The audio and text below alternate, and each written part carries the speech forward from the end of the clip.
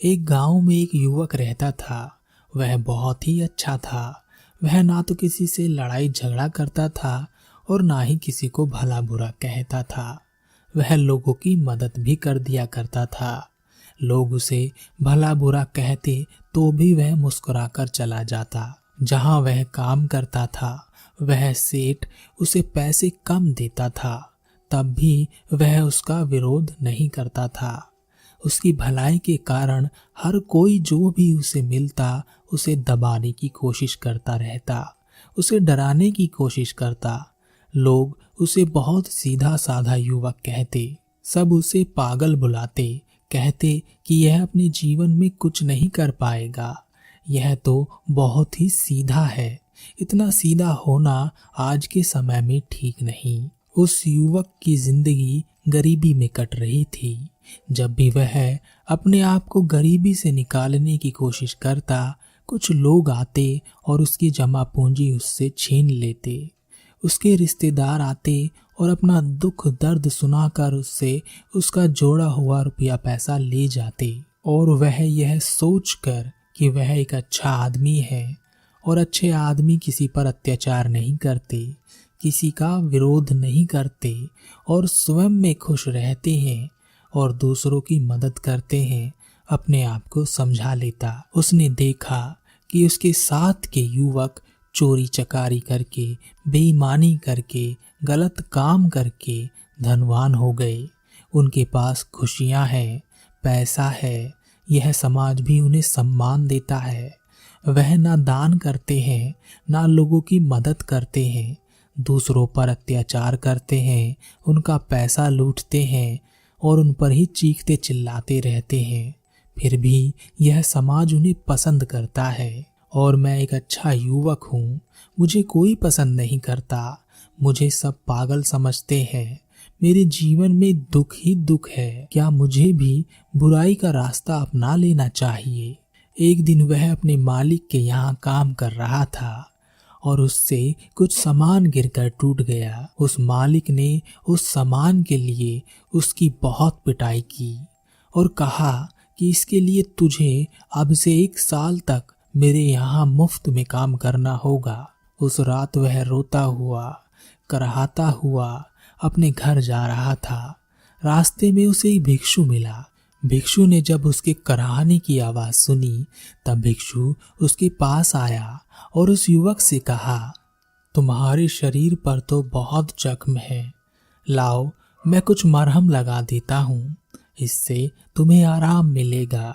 भिक्षु ने इस युवक के शरीर पर कुछ जड़ी बूटी का लेप लगाया, जिससे उस युवक को कुछ आराम मिला। युवक ने भिक्षु से कहा, आप ज्ञानी हैं, क्या आप मेरी एक बात का जवाब देंगे? भिक्षु ने कहा, हाँ पूछो। युवक ने कहा, अच्छे लोगों के साथ बुरा क्यों होता है, जबकि इस दुनिया में बुरे लोग सुख से जीते हैं? तब क्या सभी को बुरा नहीं हो जाना चाहिए? भिक्षु ने कहा, ऐसा नहीं है। जिसके कर्म बुरे हैं उसके कर्म का फल उसे अवश्य मिलेगा और वह आवश्यक रूप से बुरा ही होगा। जिसके कर्म अच्छे हैं उसे भी उसके अच्छे कर्म का फल मिलेगा और वह आवश्यक रूप से अच्छा ही होगा। युवक ने कहा, क्या वास्तव में ऐसा है? क्या मैं आप पर भरोसा कर सकता हूँ? क्योंकि इस दुनिया में तो मुझे उल्टा ही नजर आता है। भिक्षु ने कहा, बिल्कुल ऐसा ही है और आने वाले समय में तुम यह जान भी जाओगे। यह कहकर वह भिक्षु वहां से चले गए। उस युवक को थोड़ी तसल्ली हुई कि चलो मेरे पास धन दौलत ना सही, रुपया पैसा ना सही, समाज का मान सम्मान ना सही, पर मैं आदमी तो अच्छा हूँ। मेरी सच्चाई का फल भी कभी न कभी तो मुझे मिलेगा ही। कुछ दिन बाद वह युवक जंगल के रास्ते से अपने मालिक के घर जा रहा था। तभी रास्ते में राजा के सैनिकों ने उसे घेर लिया और उसके मुंह पर काला कपड़ा डालकर उसके हाथ बांधकर उसे धक्के मार मार कर ले जाने लगे। उसने बहुत पूछा कि मुझे कहाँ ले जा रहे हो, मेरा क्या कसूर है? लेकिन सैनिकों ने कुछ नहीं कहा। वह बस उसे मारते पीटते ले जाने लगे। युवक द्वारा बहुत पूछे जाने पर एक सैनिक ने युवक से कहा, तुम्हें राजा ने मृत्यु दंड दिया है और कहा है कि तुम्हें ऊंचे पहाड़ से ले जाकर नीचे फेंक दें। इसलिए हम तुम्हें एक ऊंचे पहाड़ की तरफ ले जा रहे हैं, जहां से हम तुम्हें नीचे फेंक देंगे। युवक ने कहा, लेकिन मेरा कसूर क्या है? क्या है मेरा दोष जिसके लिए मुझे यह सजा दी जा रही है? मैंने तो कुछ भी नहीं किया। सैनिक ने हंसते हुए कहा, हाँ, हम जानते हैं कि तुमने कुछ नहीं किया। तुम्हारी अंतिम इच्छा समझकर यह मैं तुम्हें बता रहा हूँ, तो ध्यान से सुनो। राजा ने आज सुबह एक चोर को मृत्यु दंड दिया था। हम उसी को पहाड़ से नीचे फेंकने ले जा रहे थे, लेकिन चोर ने हमसे कहा कि अगर हम उसे छोड़ देंगे तो वह हम में से हर एक को 1,000 सोने के सिक्के देगा। तो हमने उसे छोड़ दिया, लेकिन हमें अपना कर्तव्य भी तो पूरा करना है। किसी को तो वहां से फेंकना ही होगा, ताकि राजा तक समाचार पहुंच सके कि चोर को मृत्युदंड दे दिया गया है। तो हमने तुम्हें पकड़ लिया, और तुमसे अच्छा हमें मिलेगा भी कौन? ना तुम्हारे कोई आगे है और ना कोई पीछे जो तुम्हारे बारे में पूछताछ करे। इसलिए भगवान का नाम लो और शांति से मरो। वह युवक उन सैनिकों के सामने बहुत गिड़गिड़ाया, रोया, चिल्लाया और विनती की कि वह उसे छोड़ दें, लेकिन सैनिकों ने उसकी एक भी नहीं सुनी।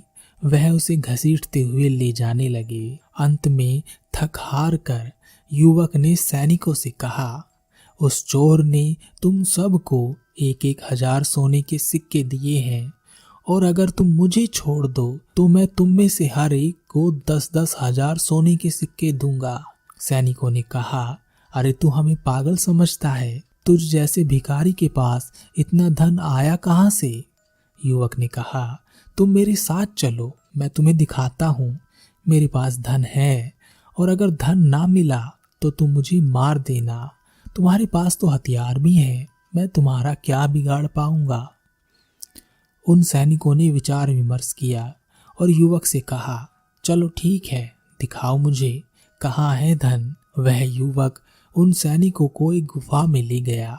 वह युवक उस गुफा से परिचित था, लेकिन अंदर से वह गुफा भूल भुलैया की तरह थी। जो उसमें एक बार चला जाता उसका वहां से बाहर निकलना मुश्किल था। वह युवक उन सैनिकों को धोखा देकर वहां से बाहर निकल आया, लेकिन वे सभी सैनिक वहीं फंसे रह गए। वह युवक भागता हुआ जंगल के रास्ते से जा रहा था। उसे डर था कि सैनिक वहां से निकल आएंगे और उसे फिर से पकड़ लेंगे। रास्ते में उसे वही भिक्षु फिर से दिखाई दिए और वह उन भिक्षु के पास गया और कहा, आपने कहा था जिसके कर्म बुरे हैं उसे बुरा फल मिलेगा, और जिसके कर्म अच्छे हैं उसे अच्छा फल मिलेगा।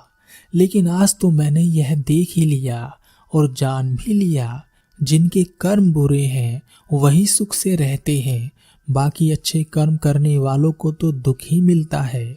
युवक ने अपने साथ घटी घटना को भिक्षु को बताया और पूछा, अब बताओ कि मेरा ऐसा कौन सा बुरा कर्म था जिसकी वजह से मुझे मौत की सजा मिल रही थी, और वह भी उस कर्म के लिए जो मैंने किया ही नहीं।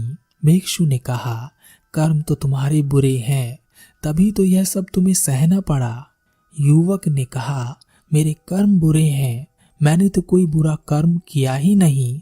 मैंने चोरी नहीं की, बेईमानी नहीं की, किसी को सताया नहीं, किसी को भला बुरा भी नहीं कहा, फिर भी मेरे कर्म बुरे कैसे हैं? भिक्षु ने कहा, अपने हक और अधिकार के लिए ना लड़ना एक बुरा कर्म है।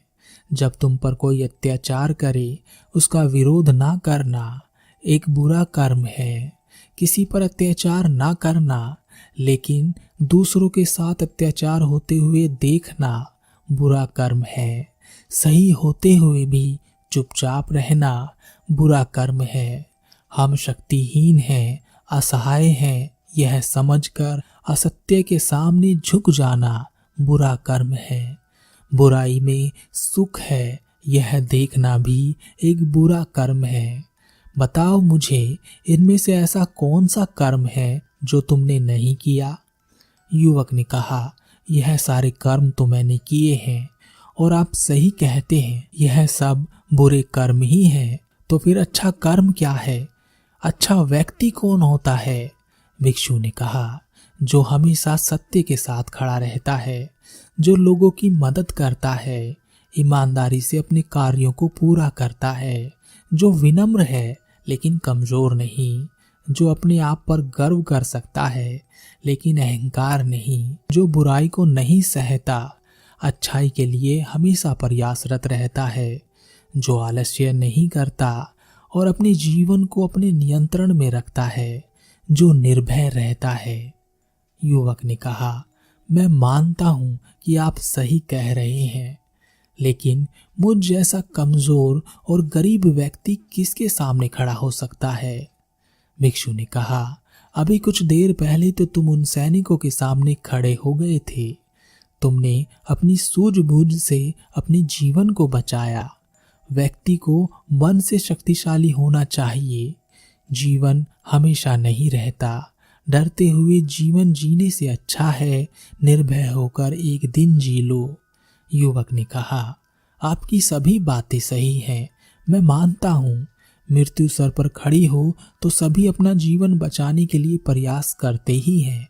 मैंने भी वही किया, लेकिन अभी मुझ में वह हिम्मत नहीं है कि मैं किसी के सामने खड़ा हो सकूं।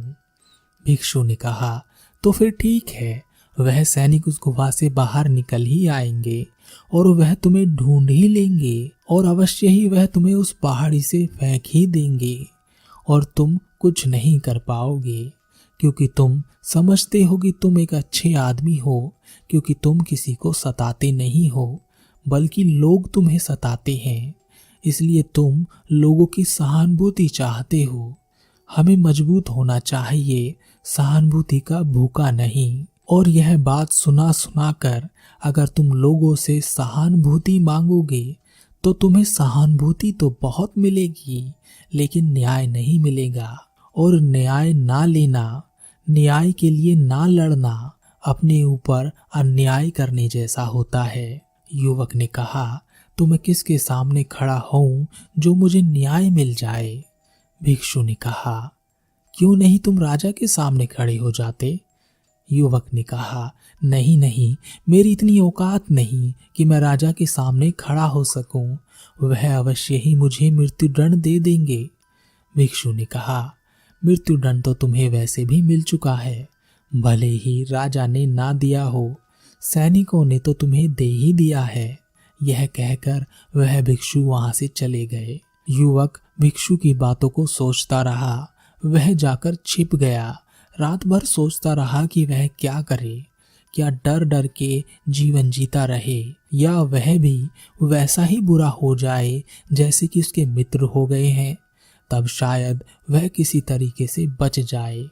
आखिर में उसने एक निश्चय किया कि वह एक अच्छा आदमी बनकर दिखाएगा। अगले दिन सुबह सीधे वह राजा के महल में पहुंच गया। वहां उसने राजा से न्याय की गुहार लगाई। दरबार बुलाया गया। उस युवक को दरबार में पेश किया गया। राजा ने युवक से पूछा, कहो क्या तकलीफ है, किसने तुम पर अत्याचार किया है? युवक ने कहा, मैं आपको उसका नाम तो बता दूंगा, लेकिन जैसे ही मैं उसका नाम बताऊंगा यहाँ खड़े सभी लोग मेरी जान के दुश्मन हो जाएंगे। हो सकता है मुझे यही मार डालें। राजा ने कहा, निसंकोच कहो, यह हमारा आदेश है कि तुम्हें कोई कुछ नहीं कहेगा। युवक ने कहा, मुझ पर राजा ने अत्याचार किया है, मैं उसके अत्याचार का शिकार हुआ हूँ।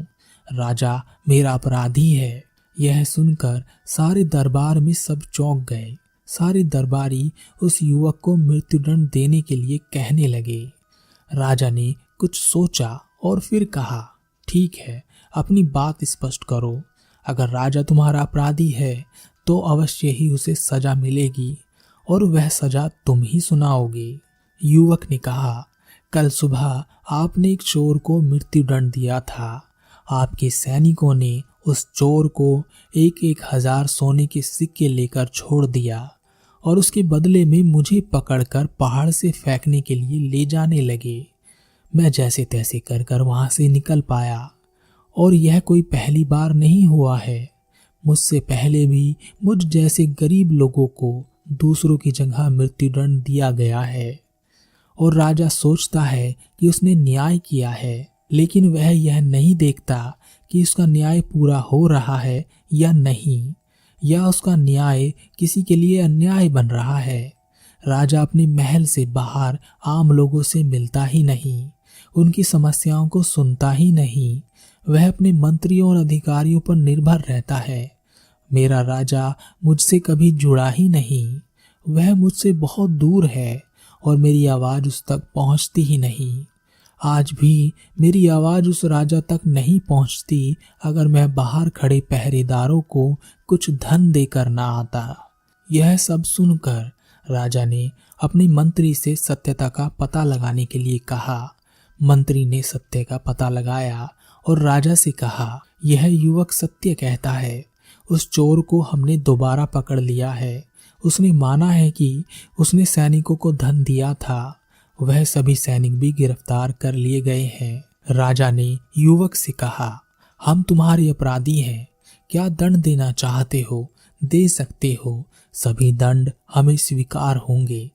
युवक ने कहा, आप राजा हैं, दंड तो आप ही दे सकते हैं, हम तो केवल निवेदन कर सकते हैं कि आपको अपनी प्रजा का ख्याल रखना चाहिए, समय समय पर उनसे मिलते रहना चाहिए और आम प्रजा आपसे सीधे संपर्क कर सके ऐसी व्यवस्था करनी चाहिए। राजा ने कहा, मैंने तुम्हारे जैसा निर्भीक व्यक्ति नहीं देखा।